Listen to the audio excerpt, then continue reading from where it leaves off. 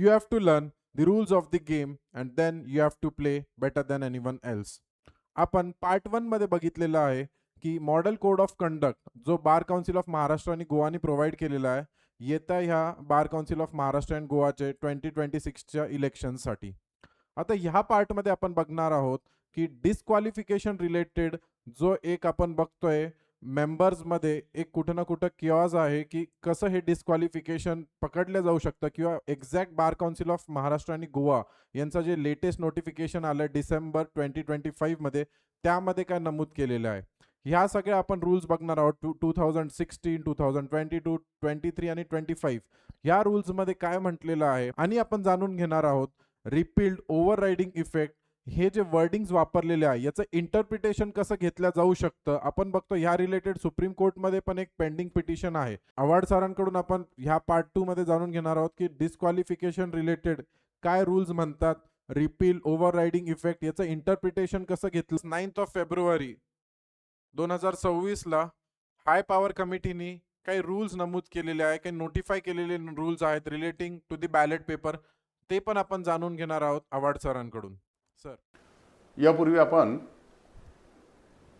महाराष्ट्र आणि गोवा बार काउन्सिलच्या ज्या निवडणुका 24 मार्च रोजी होणार आहेत त्या संबंधानं जी आदर्श आचारसंहिता हाय पॉवर कमिटीनं जारी केलेली आहे त्याचं विश्लेषण केलेलं आहे. पहिल्या भागामध्ये आपण असं पाहिलं की हे इलेक्शन त्याचा प्रचार ह्या कशा पद्धतीनं होणार आहे, अशा प्रचाराच्या वेळी त्या उमेदवारांनी काय काय गोष्टी पाळल्या पाहिजेत, काय करायला नको किंवा ज्याला आपण डू अँड डोंट म्हणतो त्या आपण पाहिल्या पाहिजेत. तर अशा पद्धतीच्या गोष्टी पाहत असताना आता आजच्या भागामध्ये आपण असं पाहूया की कोण ही इलेक्शन लढवू शकतो. म्हणजे थोडक्यात क्वालिफिकेशन्स आणि disqualifications to be a member of the bar council or to contest the election of the bar council. या संबंधानं जे नियम असतात क्वालिफिकेशन्स अँड डिस्क्वालिफिकेशन्स हे नियम प्रामुख्यानं बार काउन्सिल ऑफ इंडिया करत असतं.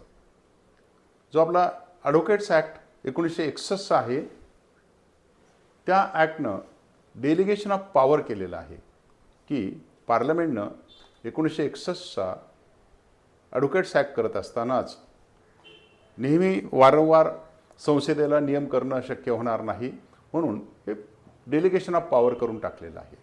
आणि म्हणून bar council of India advocates ॲक्ट्समधील कलम 7(1)(ब), ड, जी, ई याच्या आधारे तसेच कलम 49(1)(ए), एच आणि आय याच्या आधारे रूल्स करतात.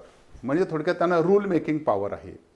ह्या रूल मेकिंग पॉवरच्या आधारे क्वालिफिकेशन्स काय असावेत, डिस्क्वालिफिकेशन्स काय असावेत याचं सखोल विश्लेषण किंवा नियमावली बार काउन्सिलनं वेळोवेळी केलेली आहे.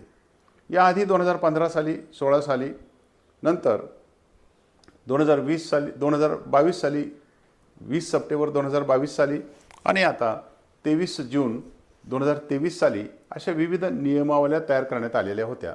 एवढंच नव्हे तर अगदी 2025मध्ये सुद्धा अशा प्रकारची एक एक्सप्लेनेटरी नियमावली त्यांनी जारी केलेली होती. या सर्व पार्श्वभूमीवर जर आपण पाहायचं ठरवलं की काय डिस्क्वालिफिकेशन्स असतात तर एक तर त्या नियमात स्पष्ट सांगितलं who is voter, how voting list is to be prepared, how non practising advocates are to be deleted from the list, हे सगळं सांगितलेलंच आहे. फक्त आपण आता एका विशिष्ट मुद्द्यापुरती चर्चा करूया की कोणाला ही इलेक्शन लढवता येईल आणि कोणाला लढवता येणार नाही.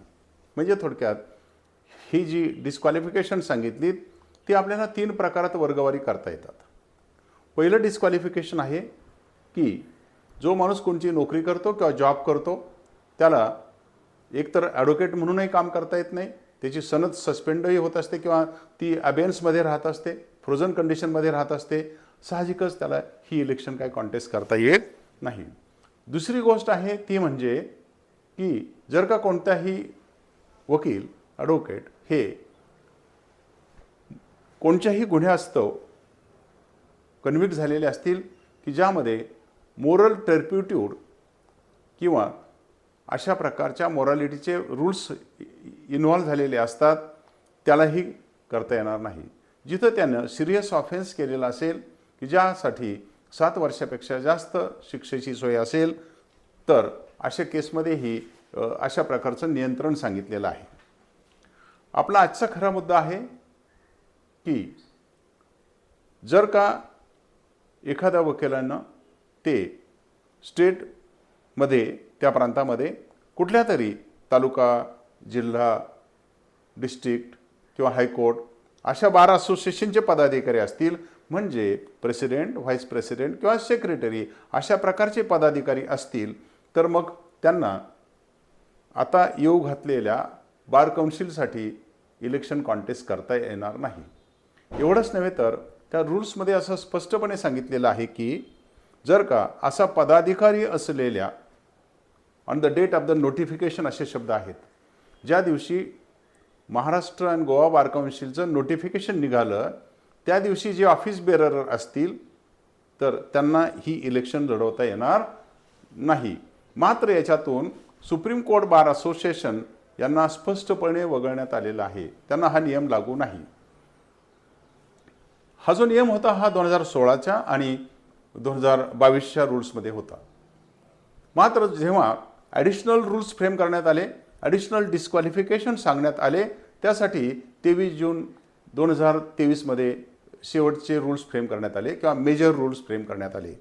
तर ते खूप बाकीचे ॲडिशनल डिस्क्वालिफिकेशन सांगितले आणि एक ओळ आहे त्याच्यामध्ये.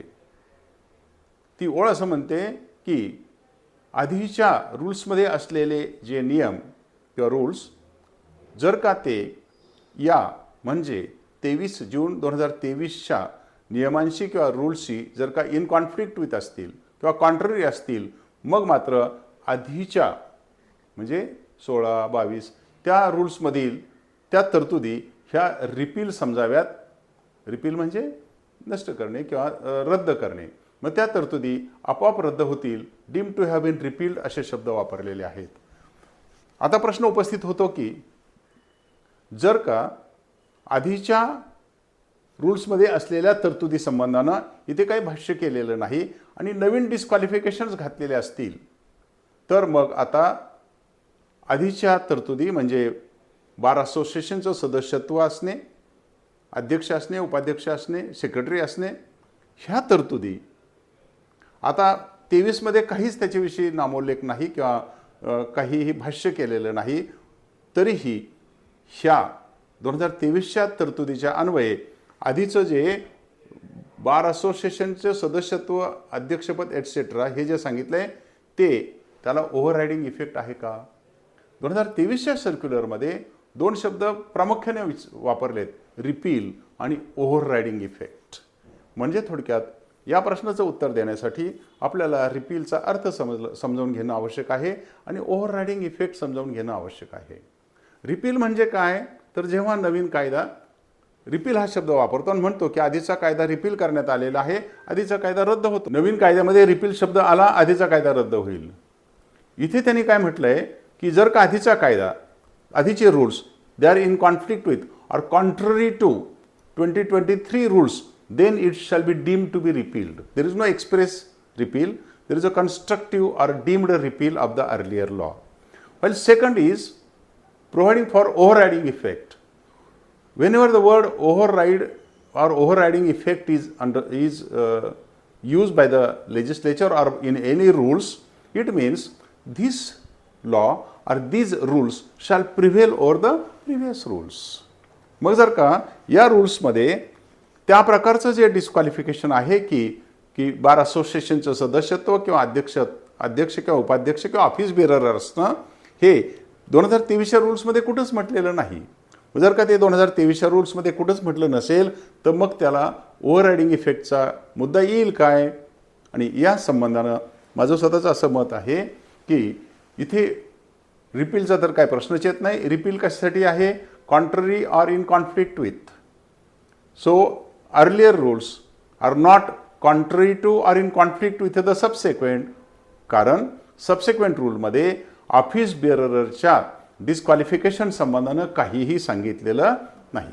म्हणजे थोडक्यात ऑफिस बेअरर्सच्या बाबतीतला हा जो 2016 आणि 2022चा जो नियम आहे तो नियम आजही लागू होईल आणि तो कुठे रिपील होत नाही किंवा त्याला ओव्हररायडिंगचा इफेक्टही लागत नाही. म्हणजे थोडक्यात जर का अशा व्यक्तींनी आपले नॉमिनेशन्स दाखल केले जे आता 18 तारखेपासून सुरू होणार आहेत, तर असे नॉमिनेशन्स रिजेक्ट करण्याचा अधिकार रिटर्निंग ऑफिसरला आहे. 2022च्या त्या रूल्समध्ये नियमावलीमध्ये स्पष्टपणे म्हणलेलं आहे की अशा प्रकारच्या ऑफिस बेअररचे अर्ज रिजेक्ट करण्याचा अधिकार रिटर्निंग ऑफिसरला राहील. म्हणजे थोडक्यात अशा प्रकारे on the date of the notification of the elections of the bar council of Maharashtra and Goa, those office bearers of the various bar associations they shall be disqualified असा अर्थ निघतो. नुकतंच या बाबतीत यूपी उत्तर प्रदेश बार काउन्सिलच्या इलेक्शन संबंधानं एक रिट पिटिशन माननीय सर्वोच्च न्यायालयाच्या समोर आलेला होता. माननीय न्यायमूर्ती सूर्यकांत आणि जयमाला बागची यांनी त्याच्यामध्ये हिअरिंग होत असताना ऑब्झर्वेशन केलं दॅट इट नीड्स कन्सिडरेशन.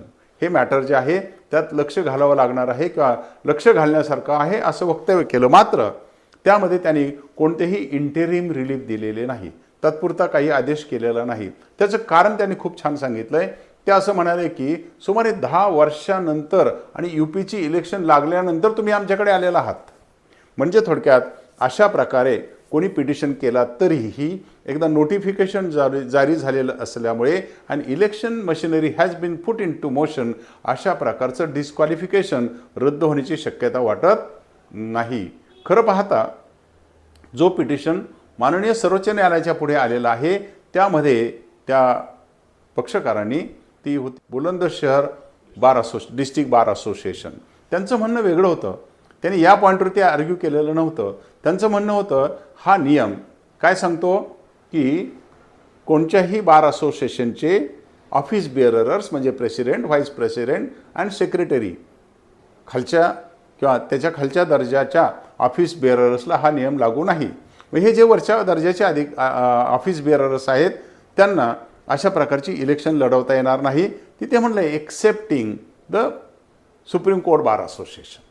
आता बुलंदशहर बार असोसिएशनचं म्हणणं असं आहे की इथं डिस्क्रिमिनेशन झालं आहे. There is a violation of article 14 and article 19. आणि त्यांचं असं म्हणणं आहे this discrimination is between home. तुम्ही president, vice president and secretary यांना डिस्क्वालिफाय केलं, खालच्या मेंबरला नाही डिस्क्वालिफाय केलं. तसंच तुम्ही एका बाजूला तालुका, डिस्ट्रिक्ट आणि हायकोर्ट ह्या बार असोसिएशन्स आणि दुसऱ्या बाजूला सुप्रीम कोर्ट बार असोसिएशन हेही डिस्क्रिमिनेशन माननीय सर्वोच्च न्यायालयाच्या समोर आलेलं आहे. या सर्व प्राप्त परिस्थितीमध्ये जर का आपण याचा बारकाईने विचार केला आणि अशीच परिस्थिती महाराष्ट्रामध्ये उद्भवली तर खरंच हे रूल्स पुन्हा एकदा चॅलेंज करण्यात आले आणि ह्या 2023मध्ये असलेल्या त्या ओव्हररायडिंग इफेक्ट किंवा रिपीलच्या कारणास्तव चॅलेंज करण्यात आले. तर मला असं वाटतं त्या कारणास्तव ते काही होऊ शकणार नाहीत आणि होण्याची शक्यता नाही. मात्र डिस्क्रिमिनेशनच्या ग्राउंडवरती जसं बुलंदशहर बार असोसिएशनने केलं आहे तशा प्रकारचं डिस्क्रिमिनेशनवरती हे होण्याची शक्यता असू शकते. काय होतं आहे तर होईल का असं? तर तिथे कोर्टाने काय सांगितलं, तुम्ही 10 वर्षांनी आलाय म्हणजे यदा कदाचित ते रद्द झाले ते सुद्धा पुढच्या इलेक्शनपासून होतील, ह्या इलेक्शनसाठी होणार नाहीत. कारण 2015, 16, 22, 23 हे सगळ्या गोष्टी आपण आता 2026मध्ये करतो आहोत, म्हणजे 10 वर्षाच्या अंतराने करत आहोत. आणि म्हणून त्यांचं म्हणणं आहे की हे होण्यासारखं किंवा लगेच होण्यासारखं नाही किंवा या इलेक्शनला लागू होण्यासारखं नाही. आणि म्हणून हा जो मुद्दा आहे जरीही ते प्रकरण सुप्रीम कोर्टात पेंडिंग असलं किंवा पुन्हा आपल्या वेगळ्या ग्राउंडवरती आपण चॅलेंज करायचं ठरवलं तरीही या इलेक्शनवरती याचा परिणाम होणार नाही. अशा रीतीनं हे डिस्क्वालिफिकेशन या इलेक्शन पुरतं का होईना नक्की लागू राहणार आहे हे नक्की. याशिवाय दुसरा प्रश्न होता 9 फेब्रुवारीला माननीय सर्वोच्च न्यायालयाने स्थापन केलेल्या हाय पॉवर्ड हाय पॉवर्ड इलेक्शन मॉनिटरिंग कमिटीची बैठक झाली आणि त्यामध्ये एक ठराव करण्यात आला. तर या बाबतीत काय आहे ह्या हाय पॉवर्ड कमिटी, हाय पॉवर्ड इलेक्शन मॉनिटरिंग कमिटी काय आहेत या बाबतीत माननीय सर्वोच्च न्यायालयाच्याकडे ज्या याचिका करण्यात आलेल्या होत्या त्या याचिकाचे कामी सर्वोच्च न्यायालयाच्या समोर इलेक्शनच्या दरम्यान होणाऱ्या मालप्रॅक्टिसेस आणि गैरप्रकार या विषयासंबंधानं खुलासीवार चर्चा झाली. आणि मग सुप्रीम कोर्टाने सांगितलं की या इलेक्शन कंडक्ट करण्यासाठी भारतभरच्या इलेक्शनवरती लक्ष ठेवण्यासाठी त्यांनी एक कमिटी स्थापन केली, हाय पॉवर्ड इलेक्शन मॉनिटरिंग कमिटी. आणि जस्टिस सुधांश धुलिया जज ऑफ द फॉर्मर जज ऑफ द सुप्रीम कोर्ट त्यांनी आता या बाबतीत त्यांना चेअरपर्सन करण्यात आलेलं आहे. आणि दुसरं म्हणजे पंजाब आणि हरियाणा हायकोर्टाचे माजी न्यायमूर्ती झा यांना त्याचं मेंबर करण्यात आलेलं आहे. तसंच सिनियर ॲडव्होकेट व्ही गिरी यांनाही इथे सदस्य नेमलेलं आहे. ही हाय पॉवर कमिटी भारतभरच्या बार काउन्सिलच्या निवडणुका आता मॉनिटर करणार आहे. तसं आता महाराष्ट्रासाठी महाराष्ट्र अँड गोवा बार काउन्सिलसाठी एक हाय पॉवर्ड कमिटी नेमलेली आहे. आणि ती हाय पॉवर कमिटी त्याचे चेअरपर्सन आहेत जस्टिस श्रीराम आणि त्याला बाकीचे सदस्य नेमण्यात आलेले आहेत. आता ही जी भारतभरच्यासाठी हाय पॉवर्ड इलेक्शन मॉनिटरिंग कमिटी आहे त्यांनी त्यांच्या 9 फेब्रुवारीच्या बैठकीमध्ये एक आदेश पारित केलेला आहे.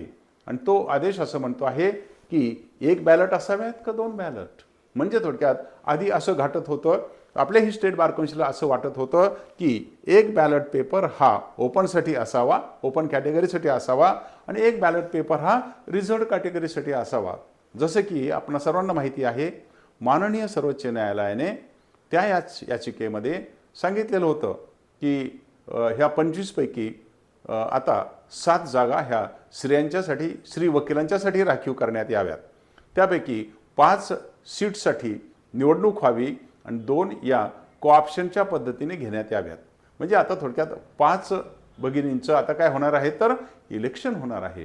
म्हणजे ह्या 5 भगिनींसाठी वेगळा बॅलेट पेपर त्यांनाही 1 मत द्यायचं आहे आणि ओपनसाठी एक वेगळा बॅलेट पेपर त्यांनाही 1 मत द्यायचं. अशा प्रकारचं 1, 2, 3, 4 असे प्रेफरन्शियल व्होटिंग करायचं असं बहुतेक स्टेट बार काउन्सिलचं म्हणणं वाटत होतं. आपल्याही बार काउन्सिलला असं वाटत होतं आणि असा कन्सेप्ट सगळ्यांना वाटत होता की 2 बॅलेट पेपर येतील.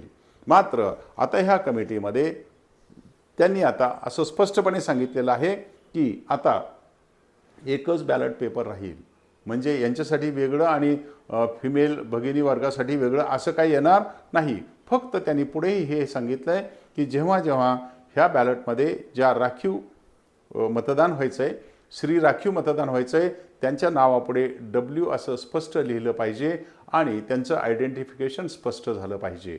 म्हणजे थोडक्यात एकाच बॅलेटवरती ही इलेक्शन होणार आहे असं तरी आता चित्र दिसत आहे. यदा कदाचित हा नियम जर का सुप्रीम कोर्टासमोर चॅलेंज करण्यात आला तरीही मला वाटतं once election process set into motion the highest court apex court will not readily interfere into this. Otherwise, this will amount to stopping and converting into the election rules. Usually, when the process is in motion, this is not done. Accordingly, I feel that there will be 1 ballot paper and there will be total election conducted on which open candidates as well as the reserved candidate will be contesting the election. Clarifications are required regarding code of conduct as well as this election.